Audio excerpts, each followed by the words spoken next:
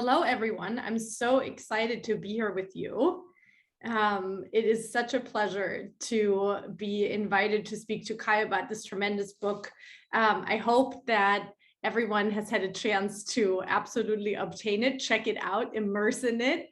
I will have to admit, and I spoke to Kai a little bit earlier today, I got this book on Saturday, which, you know, this book is like a very large, beautiful, well thought out meal that you cannot eat in one sitting. So I have made my way through this phenomenal piece of work for the most part, but I mostly am really stoked to hear from Kai about his thought process and to invite everyone into this conversation, because the themes affect all of us in different ways. Some of us have different responsibilities over these themes than others. And this is really meant as an interactive conversation. I love that some people have put in the chat that you're longtime fans of Kai's as well as friends. And this is really a forum for all of us to come together. And so whenever you have a comment, a question, you can put it in the chat in the Q&A. And without further ado, Kai, how are you today? This is such a beautiful evening. Hello. It is, and I'm doing really well. I'm excited to talk to you and to talk to everyone. So yeah. Beautiful. Well, you know what? I know you have some longtime fans in the crowd, but for people who are maybe getting to know you recently, in your own words, how would you describe who you are? Oh dear, that in my own words, that's such a difficult question because we're always changing. I'm Jamaican. That's always central to, I think, just how I see the world and how I make sense of things. So yeah, that I was born in Jamaica. I grew up there, and that has a lot to do with just how I see things. So I guess a lot of what I say at the beginning of the book, I am a Black, queer, immigrant writer from Jamaica who writes across a range of genres, as the bio at the beginning said. You know, I write essays, I write poetry, I write fiction. I think that's something that writers who don't come from America or Europe tend to do. I think we come from these places that demand literature. And we haven't got to that stage where people carefully define, oh no, you should only work in this, you should only work in that. You stand in the kind of wider stream of things and think, how do I write the literature that this place demands? And that means you necessarily stretch across genres. And I think that's just a part of how I see the world. I'm always looking for the right form to say the things that need to be said. Yes. You mentioned roots, and I'm curious, how do you share roots, your own roots, with someone who does not know what your roots smell like, look like, are experienced, lived by every day on a day-to-day basis? You have done it beautifully in these essays and your poetry. What do you think and what do you say to someone? Because, you know, a lot of us are looking inward, and a lot of us are redefining our place in the world. And a lot of people are also rediscovering their roots, right? In terms of technology that's now available to us, research that's now more public. So people who previously had no access to even understanding what their roots are, and to some people that is still something that is kept from them, which we're going to talk about, because your book talks about secrets in such an incredible way and silences. But what would you say? How can you share roots with someone who really knows nothing about them? Wow. I don't know. I think that comes on a case-by-case basis, you know, but I think some of us are used to those questions, right? We're used to translating. And I think that's a more common thing than we think, you know. So, and sometimes it happens in the very innocuous question. If I'm walking, if I see someone and they say, oh, you're from Jamaica, and they say, oh, so what's Jamaica like? Mm. What they're really asking is, how is Jamaica different from this place in which we are now? That's what they're asking, right? Mm. And you understand that. You understand that that's the heart of the question. And you can only answer that if by making these comparisons, right?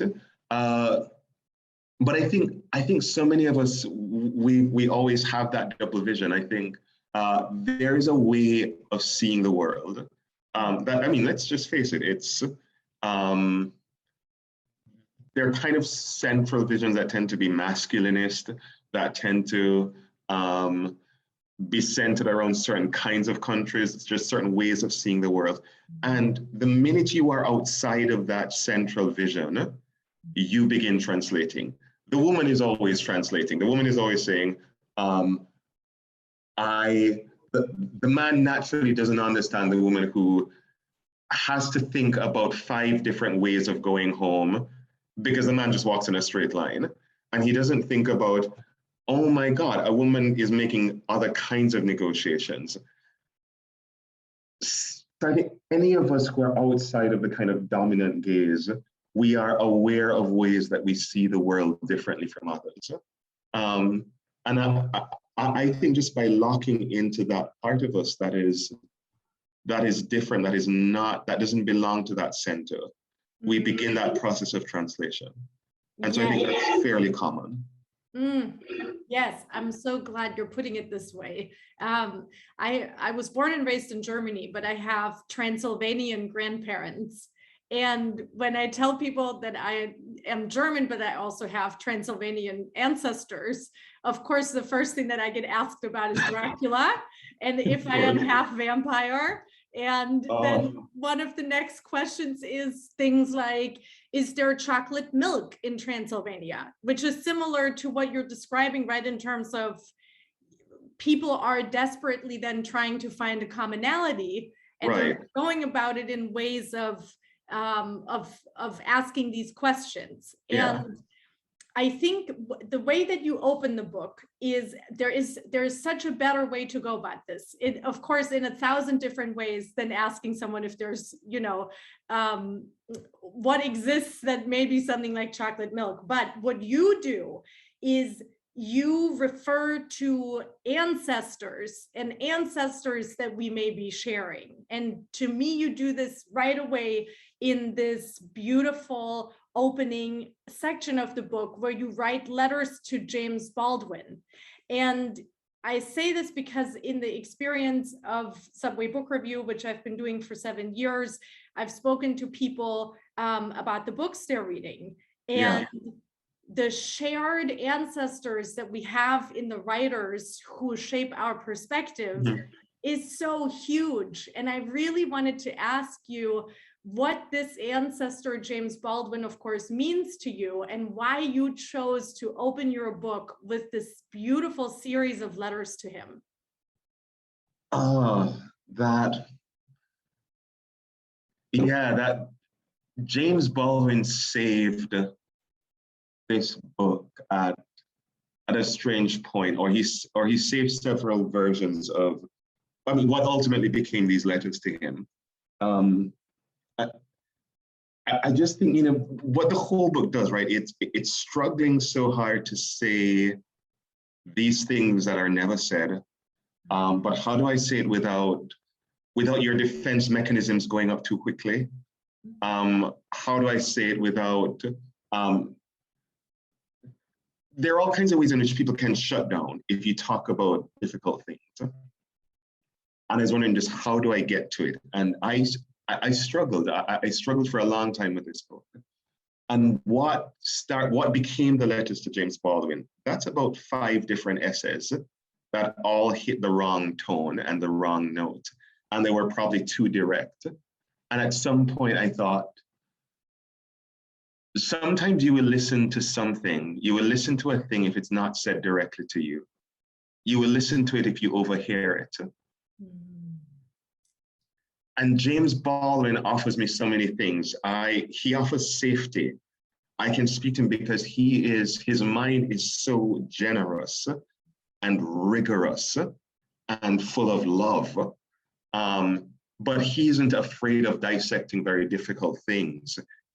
There are so many ways in which we share similar bodies. He is Black, he is queer, he grew up in a very religious environment, and there are all of these commonalities that makes him a safe place to speak honestly to, and to speak with some amount of vulnerability. And in that sense, I don't mind you overhearing what I will say very honestly and very with depth to this safe person. And I think if you overhear it, you might take it in a better way than if I said it directly to you. And that's how James Baldwin comes in to save these things that I'm thinking about and thinking through. Thank you for that. That's stunning. Do you think it also helps that he's now in the spirit world? Is the spirit world a big part of the world that you summon and that you ask to your side? I think there is some of that. There is always a power in invoking that side of it, right? So perhaps but I guess this is a weird throwback. My PhD, when I pretended that I was a literary scholar, and I still do some days, my PhD was all about letters. Like, why do we write letters? And I guess the thing that most strikes me about the form of the letter is that the letter only ever arises if there is distance. If there is no distance, there is no need to write a letter. And I guess in some of that, I was thinking about what is the distance between myself and James Baldwin. And part of that distance is the distance of life and death. And so I have to cross this divide. But there are other distances that are not as wide as you would hope them to be. The distance between the world that James Baldwin wrote to and the world that I am writing to, there is not much between them. And so writing this letter, I think that's what I had to contemplate. What are the distances I'm trying to navigate? And some of them are difficult. That distance between life and death is difficult. But there are other moments when I wish there was more distance. And there simply wasn't. Yeah. Yes.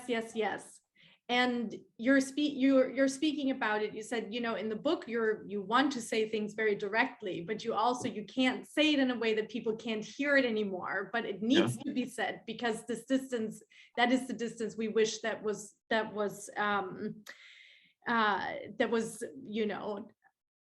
completely so far behind us that we can reference it, but we don't have to live it anymore. And right, yeah. What you're speaking about is, of course, and this is really what the book represents, as far as I understand it, is these silences in the conversations about race and sex and gender. And you speak about how the body reacts to both, to silences, but also to secrets.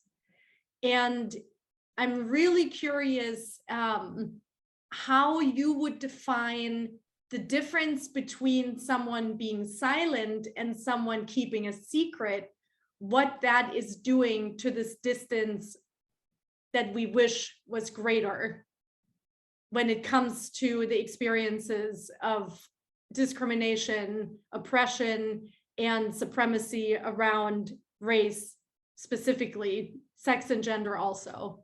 Yeah, that's a hard one to navigate through. I can tell you some of what I was contemplating while writing, because there are differences, right? There is, so for instance, on one hand, so much of the book is dealing with, silence. Like, when is it that my body is forced to be silent and I can't say something that seems so desperately obvious, right?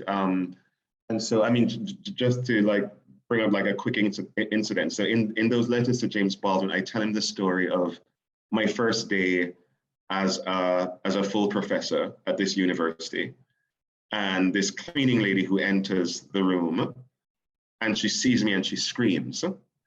She screams, and I mean, we know why. It's It's that the presence of my body doesn't make sense in that space. What am I doing there? And it's completely instinctive. She opens the door, she screams, she runs away, and I don't think anything of it.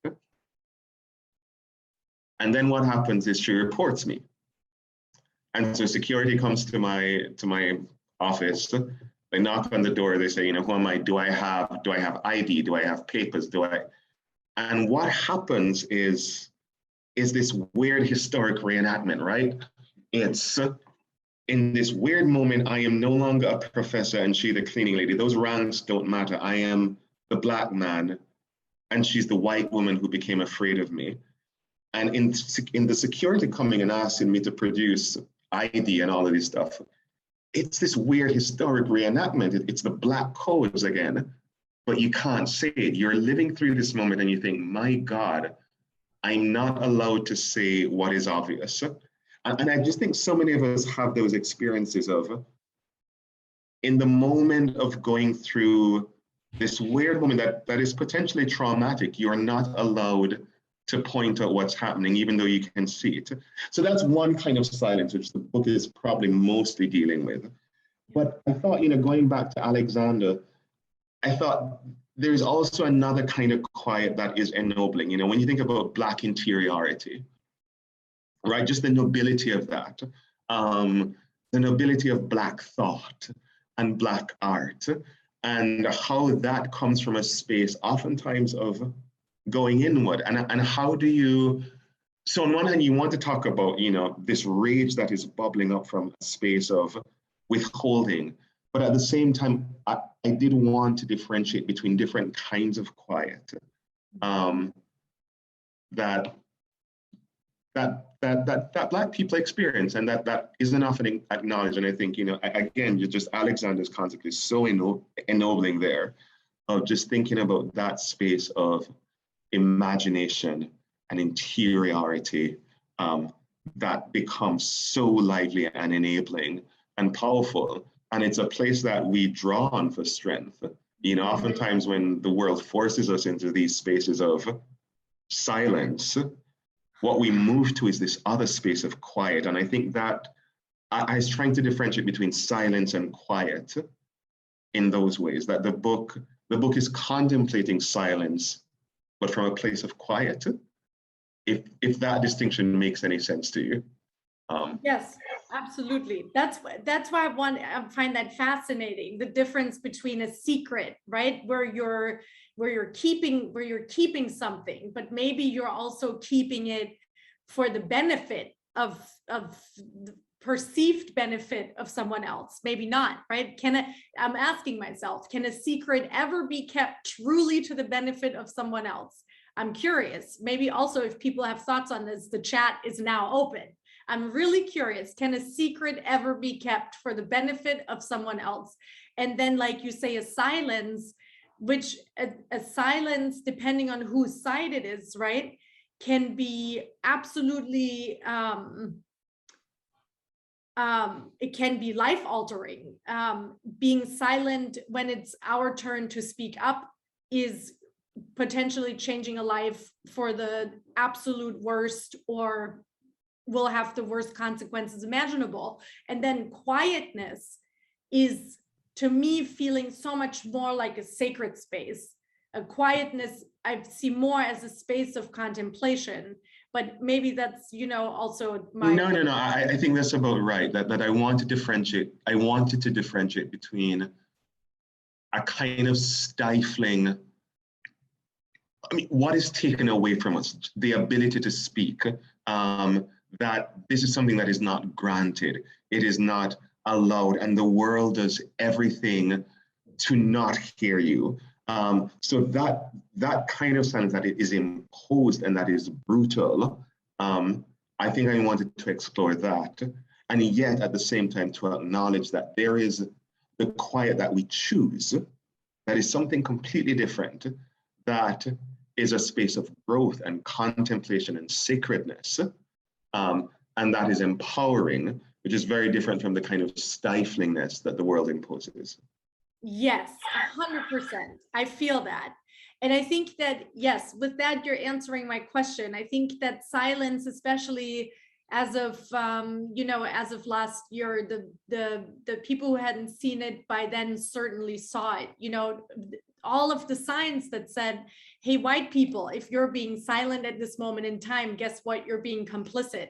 And I think that complicity is absolutely, you become part of something that is harmful when you're silent at the wrong point in time.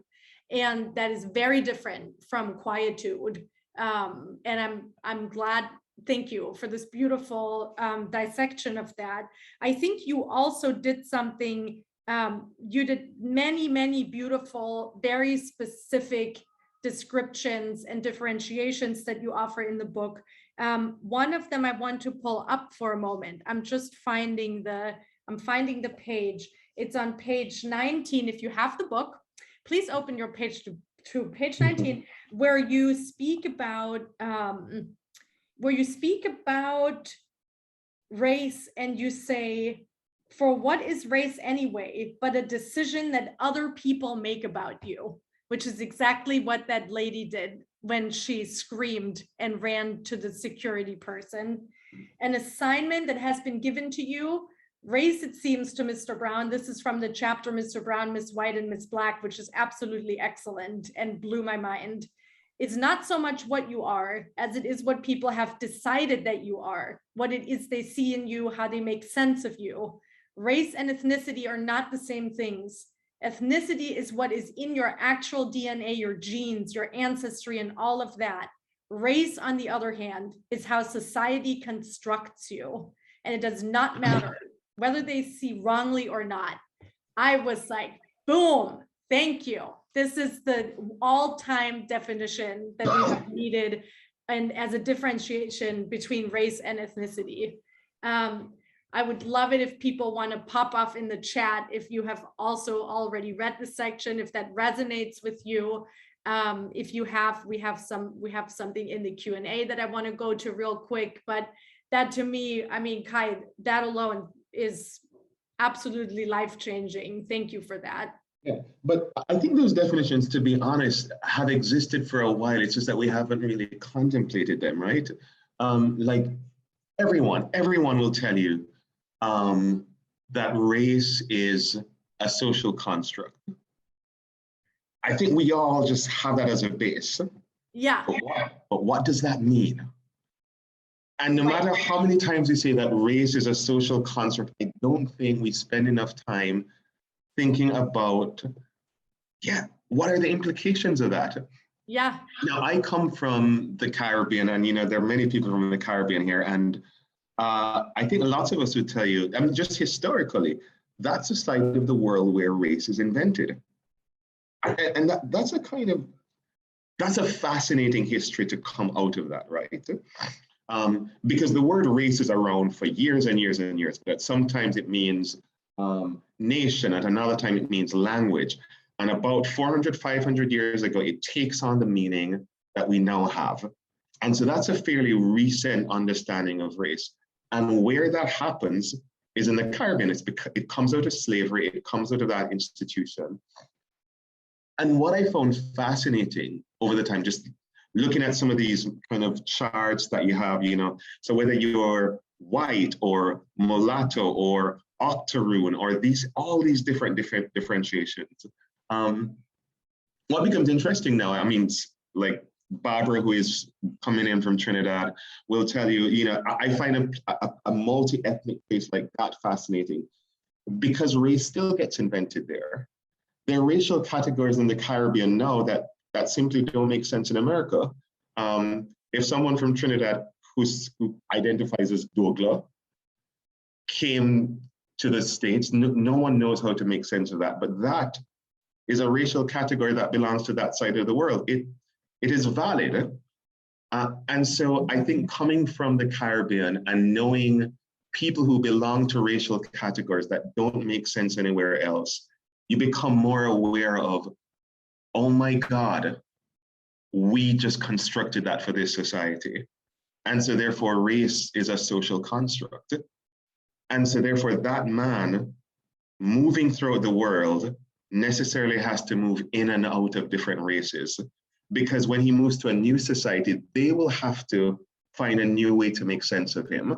They will have to find a new way to racialize him. And I just think that's a perspective that is especially available to Caribbean people. And that makes us think through race in another kind of way, beyond those kind of strict, again, stifling binaries of black or white. And you just think, race is a little more complex than that. I know people who in Jamaica are white, but are not white elsewhere. And that's not to say that they are not absolutely 100% white in Jamaica, because it is only a social construct.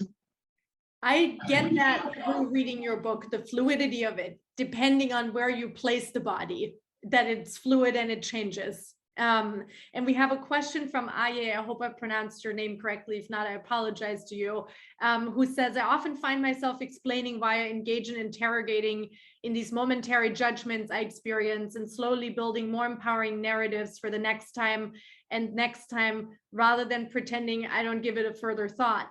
Do you have any thoughts on why and when and how much you engage in this work, and who else needs to engage in it and how much? I'm reading it. Do you have any thoughts on why and when and how much you engage in this? Well, I mean, so far for me to be, I don't know. For me, I think some of my just thoughts on race, I did it just because I was thinking, like, my body is racialized in a very single way. So I could be lazy. Everywhere in the world I go, pretty much I am Black.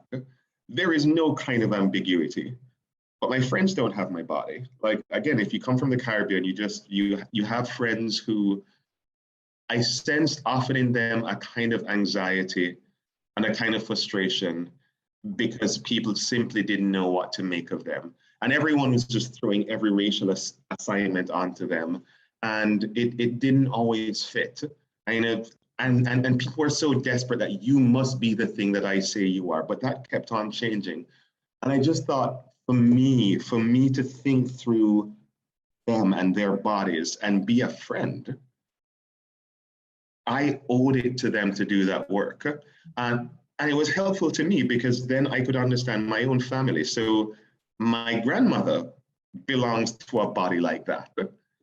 That doesn't make sense to everyone else. You know, what do you make of this woman who is half Norwegian, a quarter Black, a quarter Indian? What do you do with that? Then that makes me make sense of my father and his siblings who, you know, they're full brothers and sisters, but they fall across this weird racial spectrum. And so I felt for me in my personal life, I wanted to do that work. I wanted to do that intellectual work to understand my friends. But I don't know if I could say anything prescriptive like, this is when to engage in it, and this is when you must do it, and this is how much of that work you should do. I think where we are in life and who we interact with it often tells us, often suggests to us that this is work you need to do now because of these friendships, because of these relationships. That's how I've approached it. I don't know if that sufficiently answers the question, but it's as much as I can give right now, because I never believe in prescriptiveness in that way. Yeah. We have a comment that went to the hosts and panelists, so I'm not sure if it's anonymous, so I'll read it anonymous. This person says, I think the terms race and ethnicity, silence and quiet are constantly being redefined. As Chinese, these words for my family were almost taboo to talk about, and we responded with silence, not quiet. Although we looked quiet, and then when we were stereotyped as obedient, but now that has changed. There's so much in that. Thank you for that comment. And it's interesting that the word obedient comes along with silence. Right. Yeah. Absolutely. Right. Yeah. Because it's such a disciplining act. And. Right. And many of us are also told to be quiet or to not speak up, right? Which is all part of the plan, to keep supremacists engaged and in horrible power the way that they are. But even as children, right, when people don't want to answer uncomfortable questions, we're told to be quiet, to not ask so many questions. We grow up with this pattern and with this built-in behavior. And it is on all of us. And I like that you're saying, Kai, in our, in your relationships now, as an adult, it's up to us to change that and to say, here's how I want to engage with it. Here is how I don't want to engage with it. And let's define and figure this out together. I had just said such a great answer. This is the question you just did answer. Such a great answer. We engage in interrogation because it helps us who we want to be and when we have space to learn more about ourselves. Yes, that is everything. Keep bringing your questions to us. We are ready for you. We're excited. We're so happy that this is an engaged conversation. And Kai, I want to ask you to look into the future where greater distance has been created. What do you wish for your body? Oh, wow. I think there's a moment in the book where I suggest an answer, and now I wonder if that's true. But okay, so there are two themes that keep on coming up, right? One that we've just talked about in depth, silence. What does silence mean? Blah, blah, blah. And the other is the body, like how does my body move throughout the world? How does it make sense in the world? How do people make sense of my body? And it's the interplay between these two things. How does my body create a situation in which silence kind of just grows or, is imposed on me?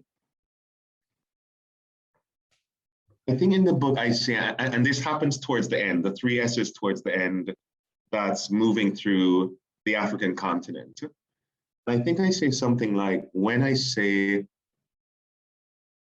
I can't remember how I put it, but it's something like, I want my body to be in a place where it raises no questions. I think that's what we mean, that when we talk about our bodies making sense, you're talking about, certainly for me, as a Black man who travels so much, I often want to be in a place where my body does not raise questions. It does not raise suspicions. It is not worth commenting on. And just the kind of relaxation of that again, as a Black man walking through an airport, you know that your body raises questions. You know that you're liable to be pulled away. And in those moments, I do look at, the white female passenger who just walks through the airport, and I think, wow, nobody's raising any questions. Nobody thinks anything. I think, what a luxury to move through the world like that. And that's not saying that in another circumstances, that body doesn't raise questions, But I just think for me that's what I was often thinking. But I don't know if that's ever possible. Certainly not for me again, because even then I thought about a place like Jamaica where I'm from. And I think even there, I think I dress too differently now. So now it's not about now it's not about Blackness, it's about queerness. When do people read queerness in you? Oh my God, he has a nose ring, he has this. And I think weirdly, it's just something that I've had to come to terms with, that my body, even in places where I think it ought to make sense, it raises questions. And therefore it's how do you negotiate that all the time? Yeah. And it's important to talk about so that people who are the ones who are raising the questions contemplate how to stop doing that immediately, because it's ingrained and it's internal and it happens to people in the blink of an eye, but it's an active unlearning and an active untraining, and learning new behavior takes a lot of consciousness. And I think that is absolutely on white people to create consciousness of learned behaviors, of trained biases, things that have been taught and we have been silent about, to first become vocal with the self, and to first have a conversation with the self. And I'm saying this to the white people and the people who are not people of color, to really encourage us and to say the first step is to have an inner dialogue, and then to take it outward and to converse with other white people about it and to confront it together, and to find spaces where that can be unlearned. And I think that this conversation is a great space for unlearning, and your book is a beautiful space for unlearning, because learning new things is, you know, only possible when you've created the space for it. The older you get. Yeah, I mean, I see Barbara with a comment, and I don't know who it was that said it. I have said it often. Sorry, Barbara's comment or question was, who was it that wrote, "I wasn't Black until I left Africa"? And of course, that was my experience. Absolutely, that I wasn't really Black until I left Jamaica. It's not that I didn't know that I was Black, right? It's that it wasn't a feature that was worth commenting on. So no one would ask, who is Kai? And they go, oh, he's the Black guy, because everyone is Black, right? So that doesn't make sense. But of course, the minute I recognize that is the minute I recognize that all my white friends in Jamaica had always been racialized. They knew from the jump what it meant to be singled out because of their racial category. So, you know, so your friend Tom, oh, who is Tom? Tom is the white guy in the class. Don't you know Tom? And everybody go, oh, of course we know Tom. And so again, that process, it really depends where your body is in the world. And so that process of suddenly, because of going somewhere else, being suddenly racialized and aware of that can happen in so many different computations, and that it becomes interesting. Yes, yes. Kai, we're getting a question if you would like to read from the book, any kind of passage that you would like to share. Oh, ooh. I didn't think of this before. And I'll look to the Q&A in the meantime while you're looking. I see your question, Annie, and we will get to it right after the reading. Thank you for sharing your questions, everyone. And feel free to put them in the Q&A. We have we have a bit of time left with each other, but if you have any questions, burning questions, now is the time. And this is a very open forum that is based on respect and love. And I thank everyone for these incredibly thoughtful contributions so far. Yeah, okay, so I'll read a little bit just from an essay called "There Are Truths Hidden in Our Bodies." And it's just talking about what people don't read in me because of race. And it's going through a couple of moments that happen in the UK. So I'll just read like a page and a half of it. This is also what happened. On a train from Heathrow Airport, I sit across from two men who seem very much in love, and who it seems have flown across from America to England for a vacation. Their love is not the extravagant kind, but the deeper one that has settled into a comfortable place. They almost unconsciously touch each other often, a hand on the other's knee as they talk or ask a question, a finger raised to the other's face to wipe away a ketchup stain. It is so sweet. I cannot help but smile. One of the men looks up and catches me staring, and his face turns into a scowl. What? He barks at me. You got a problem with gay people? I stammer. I turn away. This is what has happened more times than I can count. It is close to midnight in Manchester, or sometimes London, and I am in a line outside inching towards a door. Whenever the door opens, the hard thump of a kind of techno beat leaks out into the street. My friends have decided on a big night out. This will involve drinking and dancing into the wee hours of the morning. There are no women in this line, but some of the men are shivering in that same way you often see women shivering in lines outside of clubs, pulling the jackets of their boyfriends tight around them. The men who are shivering are sometimes shirtless, wearing just a pair of shorts and a leather harness around their chests. It is no wonder they are cold. Finally, at the door, the bouncer, a man about 6'5" and almost as wide, looks at me with a stern face. His sternness is not only reserved for me, it is the face he presents to everyone, but still, it seems that he considers me for a longer moment, blocking my entrance. You know what kind of club this is? He finally asks. Yes, I say. You sure you want to go in? He asks. Yes, I say. I don't want any trouble, he says. Sure, I say.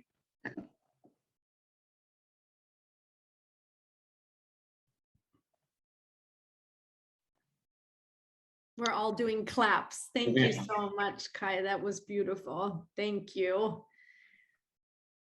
Thank yous are popping off in the comments. We're recovering. Thank you so much, Kai. And we have a question in the Q&A that that is probably exactly the right fit. This is Annie who asks, how would you think your writing would be affected if you lived somewhere for a short while where people didn't immediately judge you by the appearance of your body? Or do you think that we will label others regardless? But maybe this is suitable to talk about how space affects writing and the space that we find ourselves in, like the space in front of the club that you just read us from. Yeah, and I think the book moves through so many spaces, right? It's in so many ways it becomes a travel journal. And so I think, Annie, the book that some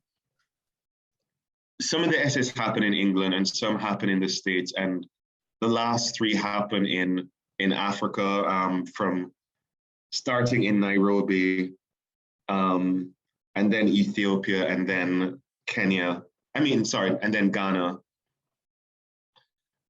And I think in all of those essays, it's always shifting the viewpoint. How does the perception of my body change in this space?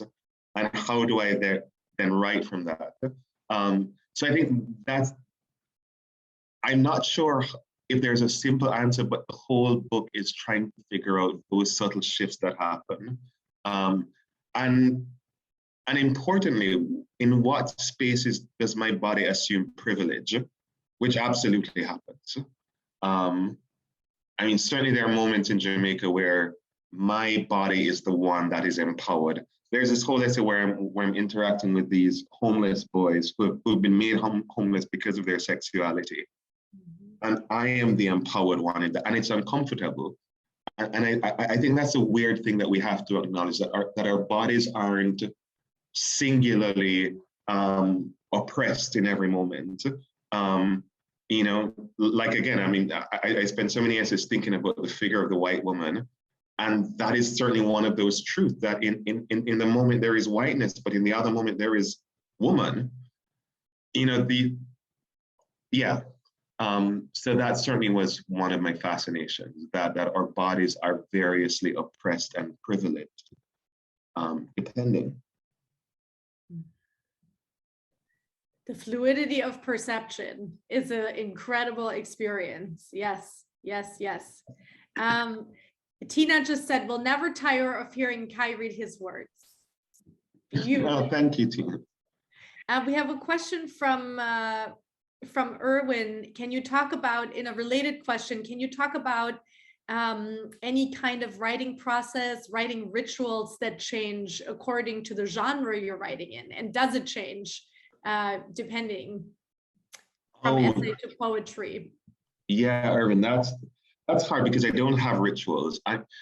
And people always ask about this, and I really wish I was the kind of writer who this was my process. To this, I am 11 books in, I do not know what my process is. I think I write in a kind of panicked, I am obsessed with this at this moment. Though the rituals don't change, I think fundamentally something, and I've given this answer a lot because it's something I believe in very deeply. I call upon everything that I have access to write whatever I am writing. But there is always a moment in what I am writing. So if it is poetry, there's a moment when I encounter a problem in the poem. And at that moment, only at that moment, I cannot be anything else but a poet. Or if I'm writing a novel and I come across a problem in the novel, at that moment, I have to be a novelist. I can't be anything else. Because the problems of the novel are not the problems of poetry. And the problems of poetry are not the problems of the essay. And if you try to fix the problem from a different toolkit, it simply won't fix it. It might make it beautiful. It might make it narrative. But if you try to fix a problem in the novel that is all about pace and tension and character, and you fix it with the problems, with the toolkit of poetry, all you're going to do is make it excessively beautiful. It doesn't increase the pace. It doesn't increase the tension. And so that's it for me, that I am only strict. When I'm writing, I can write from anywhere. I can pull from everywhere. But when I have to fix the problem, I have to be that thing. I love it. The anchoring into it. Oh, 11 books also. I cannot. I have the most awe for this. You don't understand. I have one book coming out and I feel like it is a complete terror, nerve-wracking, insane experience. I don't know how you've gone through it 11 times and are standing in front of us. It feels like such an undertaking. And thank you for sharing that you just must anchor yourself into the problem that wants to be solved. Of course, I have a question for you that, it wouldn't be me if I wouldn't ask you this. What are you reading these days, Kai? Or what are you really, which words are you really enjoying at the moment? Oh well, thank God. I mean, I'm teaching again, right? So oftentimes it's just like, today I was reading, I had to read again Lorna Goodison's Turn Thanks, that collection of poems, that really beautiful. And because I'm doing these things, so I'm halfway through 2 books right now. So I've been reading Rajiv Mohabir's Antiman, I've been enjoying, and I'm going to do a session on this in a few days. A recently translated novel, Kaya Days, which I am really enjoying, and I'm going to talk about this in a few days. So that's what I've been reading. Some things that I've been teaching. Rajiv's beautiful memoir, because I was in conversation with him and I got it, and Kaya Days, because I'm going to be talking about it in a couple of days. I'm going to switch tables with what you're doing. For me, I'm going to do that for Carl D'Souza and Jeffrey Zuckerman. It's such a beautiful translation. I am in awe by people who spend that time doing that kind of work. So yeah. Gorgeous. And maybe we can see the titles again and we can pop them in the chat, because we'd love to know what you're reading. Yeah, I will pop them in the chat. So that was Kaya Days. Yes. Kaya Days by Carl. Will you give us one thing about Kaya Days? Is there a character in it or a particular sentiment that is just making you crazy, turning you on, making your world go? Wait, sorry, let me just write this. Antiman by Rajiv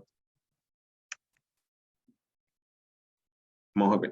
I mean, we're just talking about how the problems of the different genres are so different, right? It is that in the very first page, Carl D'Souza just winds up the kinds of questions and nothing is answered immediately. And I just wonder about that skill, that how do you from the jump introduce the tension, raise questions, and you pull the reader in. It's like yanking them in. Because I can be so slow, I'm like, oh, look at the sunshine. It's a beautiful day. Everyone is walking. No. He's not in that. He's like, a story's gonna happen. Pull. And I'm going, that is skill right there. So grab it, read it. It's good. That is so cool. Yes, that poll, know exactly what you're talking about. Okay, I think we have time for one more question. And then, we're already at the end of this beautiful conversation. Oh, thank you so much, Uli, for doing this. And thanks everyone for showing up. I really appreciate it. Of course. And, I think one more question we can do. Do we get a thumbs up from Center for Fiction? Because there's two more here. Barbara says, is there anywhere you've lived, visited, where your body felt right and you didn't feel challenged or interrogated? And is body ease and comfort anti-ethical to creativity? That is a big question to end on, but I love it, Barbara. Thank you for this question. This is amazing. Okay, this is a weird answer. Two places. So the most recent one, all right, no, the one answer I'd give is South Africa. South Africa, my body always makes sense. The problem is, in South Africa, everyone,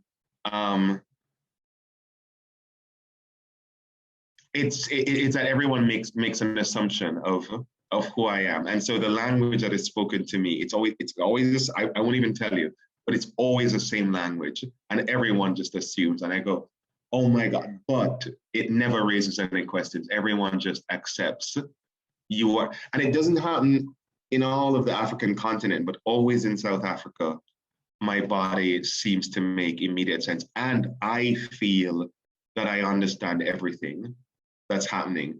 There's a sense of danger that you can get in South Africa that is the same kind of danger you get in Jamaica. And I've never, only when I go to those spaces do I understand how danger itself is genred. I was like, oh my God, I understand the genre of danger in these two places. And that should make me feel alert. It makes me go, oh no, I feel comforted because I understand the rules. Kai, thank you so much. It's such an honor to share the space with you and to meet you this way and to just, be here for a moment. Thank you so much, Center for Fiction. I'm going to turn my mic off and send lots of love to everyone. Thank you for having me. Thank you, Melanie. Thank you so much. Thank you, Kai, and thank you, Uli, and everybody. Buy this book if you haven't already. And we'll see you again soon. Thanks to the Brooklyn Caribbean Literary Festival, too. Good night, everyone.